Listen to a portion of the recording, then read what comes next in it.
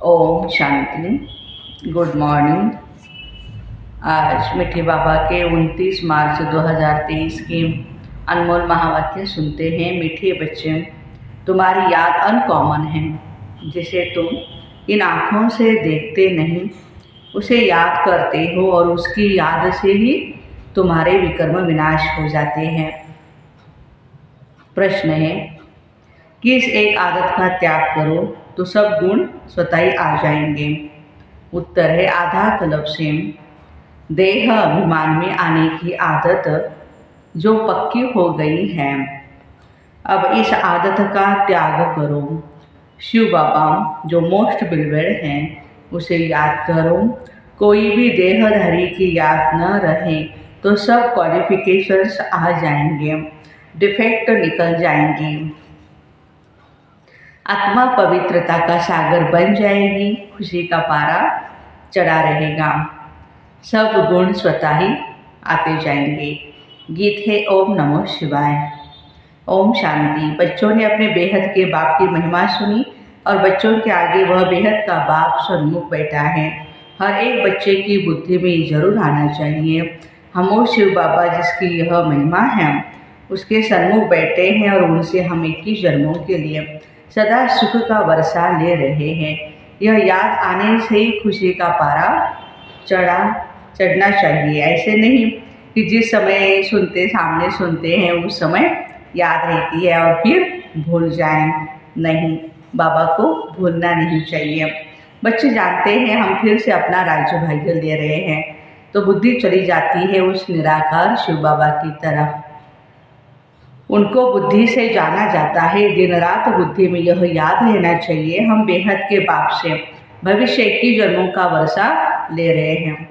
निश्चय तो पक्का होता ही है। लौकिक माँ बाप में निश्चय बैठा फिर उसमें संशय थोड़ी हो सकता है, परंतु यह नई बातें हैं। बुद्धि से बाप को जाना जाता है। बच्चे जानते हैं हम शिव बाबा के बने हैं, उनसे ही वर्षा मिलना है। हम कल्प कल्प उस बाप से वर्षा पाते हैं। बुद्धि में याद आता है, बाबा आप द्वारा हमको फिर से राजाई मिल रही है, हम हकदार हैं। जबकि हकदार है तो जरूर शिव बाबा को याद करना होगा। लौकिक बाप से वर्षा लेते हैं वह तो बहुत ही याद पड़ जाता है। इसमें अनकॉमन बात यह है, जो बाप को याद करने से हमारे पाप भस्म होंगे, इसलिए शिव बाबा को याद करना पड़ता है। लौकिक बाप की याद तो ऑटोमेटिकली आ जाती है, उसके लिए कुछ मेहनत करने की दरकार नहीं। क्यों आ जाती है? क्योंकि इन आँखों से हम उनको देखते हैं ना। बच्चा पैदा होता है, मम्मा बाबा कहता रहता है, यह बाप इन आँखों से दिखाई नहीं पड़ता है, उसे बुद्धि से याद करना पड़ता। हम शिव बाबा की ब्रह्मा द्वारा संतान बने हैं और 21 जन्मों का वर्षा पाने के लिए श्रीमत पर पुरुषार्थ कर रहे हैं। इसमें पहले मुख्य है पवित्रता। जितना याद करेंगे बुद्धि पवित्र होती जाएगी। ऐसे नहीं समझना हम तो बच्चे हैं ही, बाबा को याद नहीं करेंगे तो फिर बच्चे विकर्म विनाश भी नहीं होंगे। बहुत बच्चे समझते हम तो बच्चे हैं और बाबा को याद नहीं करते हैं। कहते हैं ना मुख से राम राम कहो, परंतु इस राम का शिव बाबा का चित्र तो है नहीं, इसलिए मनुष्यों का बुद्धि चला जाता है उस राम की तरफ। सदगति दाता शिव को तो सभी भूले हुए हैं। अभी तुम बच्चे जानते हो शिव बाबा आया हुआ है।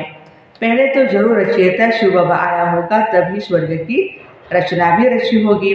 उनके बाद फिर राम का राज्य चला। अब तुम सतयुग त्रेता में त्रेता में राज्य करने के लिए बाबा से वर्षा ले रहे हो, ये बुद्धि में चलना चाहिए। परमपिता परमात्मा शिव आते हैं एक बार, राम सीता श्री लक्ष्मी नारायण आदि भी एक ही बार आते हैं। भल पुनर्जन्म लेते हैं, परंतु नाम रूप देश काल सब बदल जाता है। राम सीता की प्रारब्ध भोगने के लिए बाबा कहते हैं पुनर्जन्म लेते हैं। राम सीता भी अपने प्रारब्ध भोगने के लिए पुनर्जन्म लेते हैं।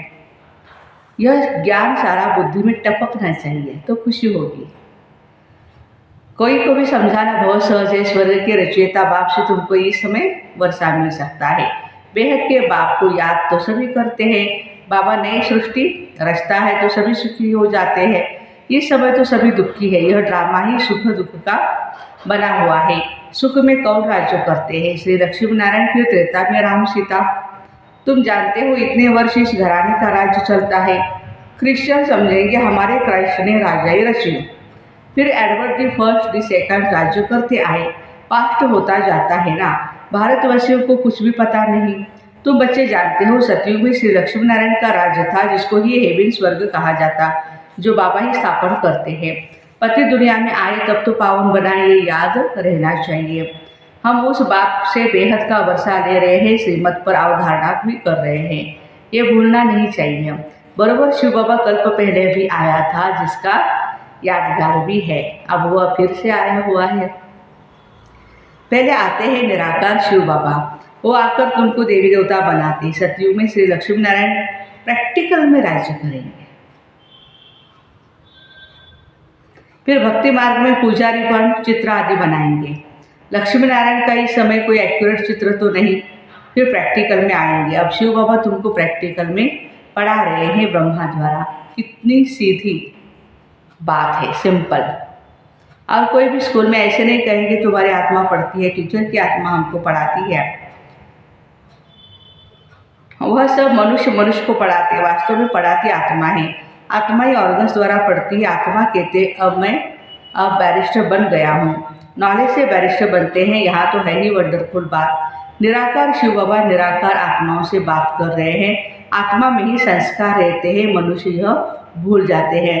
निराकार बाप इन द्वारा समझाते हैं, उनका नाम एक शिव है। तुम भी कहते हो शिव बाबा बुद्धि ऊपर चली जाती है परम धाम में। लौकिक बाप को याद करने से शरीर याद आ जाता है। शिव बाबा का तो शरीर है ही नहीं। परमात्मा का मंदिर ही निराकारी रूप का है। आकारी देवताएं हैं, साकारी मनुष्य है। वो है निराकार शिव। तुम्हारी आत्मा अब नॉलेजफुल बन रही है। बाबा कहते हैं बच्चे मैं निराकार हूँ। मेरे में सृष्टि के आदि मध्य अंत का नॉलेज है। मैं तुमको पढ़ाता हूँ इस मुख द्वारा, तुम भी मेरे समान नॉलेजफुल बन जाओ। यह नॉलेज सिवाय निराकार बाप के कोई नहीं दे सकता। निराकार परमात्मा को ही नॉलेजफुल ब्लिसफुल पतित पावन कहा जाता है। बाबा कहते हैं पुरानी दुनिया को बदल नई दुनिया में ही बनाता हूँ। जैसे मुझ निराकार में सारे झाड़ की नॉलेज है, वैसे तुम आत्माओं को भी बनाता हूँ। तुम्हारी आत्मा भी ऐसी ही नॉलेजफुल बनती है। तुमको आप समान बनाता हूँ। इस सृष्टि के आदि मध्य अंत की नॉलेज सुनने से तुम चक्रवर्ती राजा रानी बन जाएंगे। मनुष्य को देवता बना न सके। बाबा है ही ज्ञान का सागर, पवित्रता का सागर। बच्चों को आप समान बनाते हैं तो सब गुण होने चाहिए। फिर तुम देवता बनेंगे तो क्वालिफिकेशन बदल जाएगी। बाप की क्वालिफिकेशन अलग है। बाप है ज्ञान का सागर, तुमको भी बनना है। बाप है पवित्रता का सागर। हम आधा काल पवित्र रहते हैं। बाप कहते हैं ड्रामा अनुसार तुम पतित बनते हो, फिर मैं आकर पावन बनाता हूँ 21 जन्मों के लिए। सिर्फ तुम श्रीमत पर चलो, एक मुझे याद करो, दूसरा न कोई। मैं तुमको स्वर्ग का मालिक बनाता हूँ। बाप को भूल और कोई की याद में रहेंगे तो डिफेक्टेड हो जाएंगे। शिव बाबा है मोस्ट बिलीवेड, सबसे प्यारा बाबा। तुम्हारा नाम गाया है वंदे मातरम। तुम्हारी आत्मा भी पवित्र बनती है। तुम पवित्र बन भारत को स्वर्ग बनाते हो, इसलिए तुम्हारा नाम बाला है, शिव शक्ति पांडव सेना। तुम पांडव भी हो क्योंकि परमधाम की यात्रा पर युद्ध के मैदान में खड़े हो माया पर जीत पाने के लिए। बच्चे जानते हैं हमको बाप जैसा मास्टर ज्ञान का सागर, पवित्रता का सागर बनना है। देह का अहंकार टूट जाना चाहिए। जन्म जन्मांतर देह धारण किए है ना, तो वो आदत पक्की हो गई है। इस आदत का त्याग करना है। जैसे बाप निराकार है, देह अभिमान कहाँ से आया? तुमको भी इस पुरानी देह को छोड़, इस पुरानी देह को छोड़ मेरे पास आना है। विनाश होता है तो कुछ कारण होगा ना। वर्थ नॉट अ पेनी चीज का भी विनाश होता है। अब तुमको स्वर्ग चलने के लायक बनाते हैं। वहाँ सदैव सुख ही सुख है। सुखधाम और शांतिधाम यह है दुखधाम। अशांत किया है रावण ने, फिर शांति देने वाला है परमपिता परमात्मा। कोई कहते मन की शांति चाहिए, बोलो कैसे शांति? हाँ, कैसे शांति चाहिए आपको? ये तो है ही दुख धाम। क्या तुमको सुख धाम चलना है? बाप को याद करो तो सुख धाम चलेंगे। अशांत करने वाला माया रावण जो यहाँ अभी हाजिर है, मुक्ति जीवन मुक्ति में अशांत करने वाला रावण होता नहीं। इसलिए आप चलो अपने घर वापस। अगर सतयुग में चलना चाहते हो तो चलो। हर एक आत्मा जीवन मुक्ति जरूर चाहती है। ऐसे नहीं सब सतयुग में जीवन मुक्ति में चलेंगे, वो तो सिर्फ तुम बच्चे ही जाते हो। बाकी जो आत्माएं ऊपर से आती है वो पहले जीवन मुक्ति में है, माया की परछाई नहीं लगती है। सतो प्रधान बन फिर सतोरज तमो में आते हैं। माया के होते हुए आत्मा को सुख जरूर भोगना है, दुख नहीं हो सकता क्योंकि पवित्र है।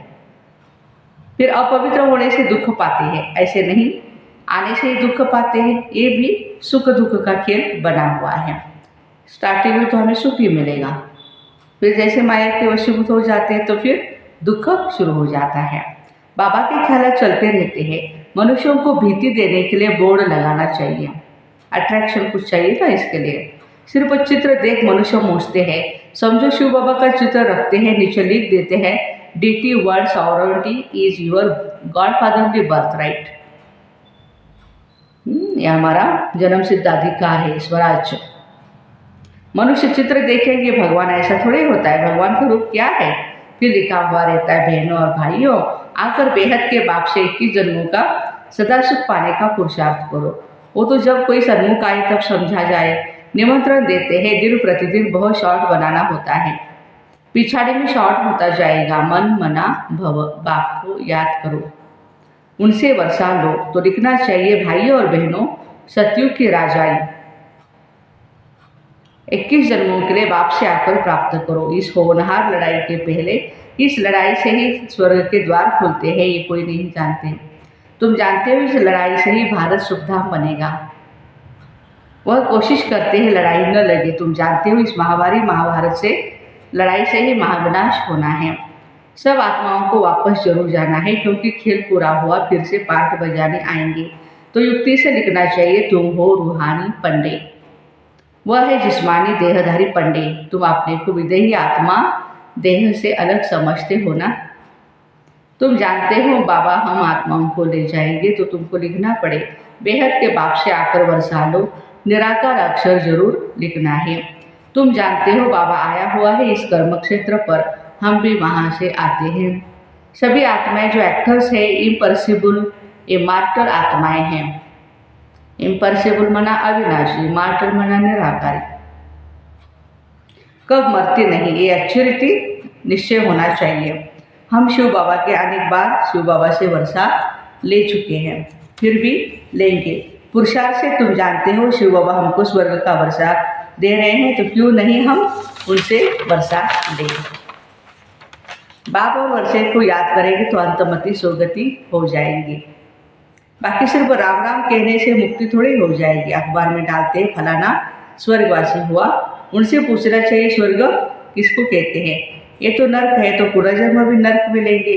स्वर्ग है, पुनर्जन्म भी स्वर्ग में ही लेंगे। अगर कोई शरीर छोड़ नर्क से स्वर्ग गया, वहाँ तो उनको बहुत वैभव मिलेंगे। स्वर्गवासी हुआ, स्वर्ग पधारे, कितने अच्छे अच्छे वर्ड्स लिखते रहते। तो बाबा कहते हैं कि फिर नर्क के वैभव खिलाने, उनको स्वर्ग से नर्क में क्यों बुलाते हो? उनको नर्क का भोजन खिलाएंगे तो ऐसी बुद्धि हो जाएगी, जैसा अन्न वैसा मन हो जाएगा। इसलिए बाबा कहते हैं कि स्वर्ग में तो दूध घी की नदियाँ बहती है, तुम तो घासलेट का खाना खाते हो। हाँ, खिलाएंगे भी। तेल का जो एडिबल ऑयल होता है खाने का, लेकिन बाबा कहते हैं जैसा अन्न वैसा मन हो जाएगा। श्रीनाथ द्वारे में अच्छे अच्छे घी का भोग लगता है, क्योंकि वहाँ राधे कृष्ण का चित्र है। तो उन्हों की याद में भोग भी अच्छे अच्छे वैभव बनाकर लगाते हैं। ऐसा भोग और कहीं भी नहीं लगता। जगन्नाथ का मंदिर है, वहाँ चावल का भोग लगाते हैं, वहाँ वैभव नहीं चढ़ाते हैं। अब तो नर्क है तो दुख है, स्वर्ग में तो सुख था। बाबा समझाते तो बहुत अच्छा है, परंतु धारणा नंबरवार होती है। ये भी ड्रामा में नूंद है। ड्रामा अनुसार नौकर चाकर भी बनने हैं, थर्ड क्लास टिकट भी कोई तो जरूर लेंगे ना। फर्स्ट क्लास है सूर्यवंशी राजधानी, सेकंड क्लास है चंद्रवंशी राजधानी और थर्ड क्लास है प्रजा। उनमें भी नंबरवार है। अब जिसको जो टिकट चाहिए वह ले लेंगे। अच्छा, मीठे मीठे सिक्के दे बच्चों प्रति माता पिता बाप दादा का याद प्यार और गुड मॉर्निंग। रूहानी बाप के रूहानी बच्चों को नमस्ते। हम रूहानी बच्चों की रूहानी माता पिता बाप दादा को याद प्यार, गुड मॉर्निंग और नमस्ते। वाह बाबा वाह, शुक्रिया बाबा शुक्रिया। धारणा के लिए मुख्य सार है, बाप समान ज्ञान का सागर, पवित्रता का सागर बनना है। विदेही बनने का अभ्यास करना है। बाबा की याद से बुद्धि को पवित्र बनाना है। सदाई से नशे में रहना है। बेहद के बाप से हम 21 जन्मों का वर्षा ले रहे हैं। वरदान, न्यारेपन के अभ्यास द्वारा पास विद ऑनर होने वाले ब्रह्मा बाप समान भव। जैसे ब्रह्मा बाबा ने साकार जीवन में कर्मातीत होने के पहले न्यारे और प्यारे बनने का अभ्यास किया, प्रत्यक्ष उसका अनुभव कराया, सेवा व कोई कर्म छोड़ा नहीं, लेकिन न्यारे होकर के सेवा की। ये न्यारापन हर कर्म में सफलता सहज अनुभव कराता है। तो सेवा का विस्तार भले कितना भी बड़ा हो, लेकिन विस्तार में जाते भी सार की स्थिति का अभ्यास कम न हो, तब ही डबल लाइट बन कर्मातीत स्थिति को प्राप्त कर डबल ताजधारी ब्रह्मा बाप समान पास विद ऑनर बनेंगे। आज का स्लोगन है, स्वयं को ऐसा शक्ति स्तंभ बनाओ जो अनेकों को नई जीवन बनाने की शक्ति प्राप्त हो। स्वयं को ऐसा शक्ति स्तंभ बनाओ जो अनेकों को नई जीवन बनाने की शक्ति प्राप्त हो। तो ऐसे न्यारेपन के अभ्यास द्वारा पास विद ऑनर होने वाले ब्रह्मा बाप समान भाई बहनों को ओम शांति। Have a nice day.